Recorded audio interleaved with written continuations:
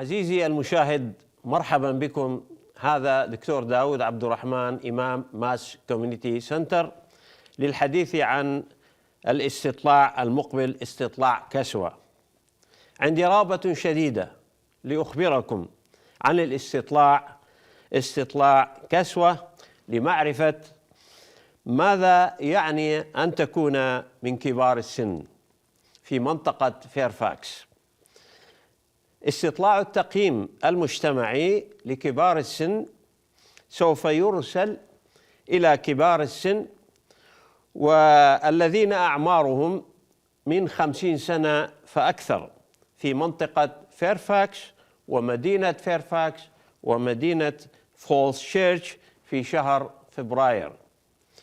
إذا كنت ممن وقع عليه الاختيار فسوف تستلم رسالة كارد في البريد أن بلدية فيرفاكس سوف يرسلون لك الاستطلاع في البريد. الاستطلاع سوف يساعد بلدية فيرفاكس ومدينة فيرفاكس لمعرفة أكثر عن تجربة التقدم في العمر وما يحتاجه كبار السن لتوفير المساعدة لهم مستقبلاً.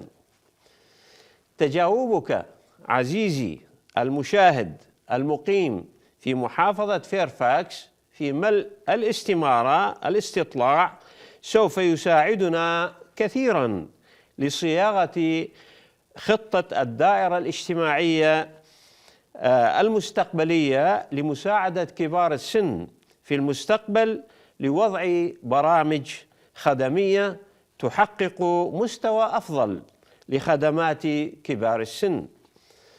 الاستطلاع سوف يطرح الأسئلة التالية: نمط الحياة، تصورات المستقبل، الحصول على الخدمات والبرامج التي يحتاجها كبار السن من أجل العيش في مجتمع أكثر ملائمة لكبار السن من الرجال والنساء.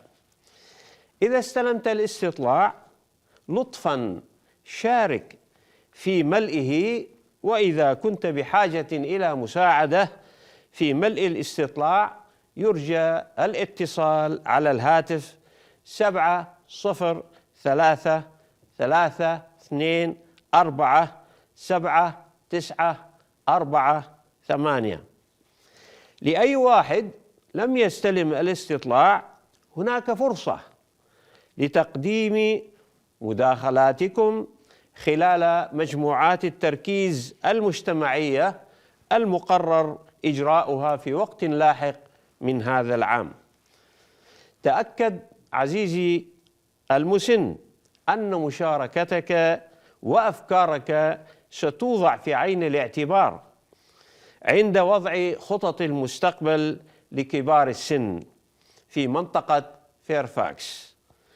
لطفاً أكمل الاستطلاع حين استلامه وأعد إرساله لفيرفاكس كاونتي. شكراً لكم.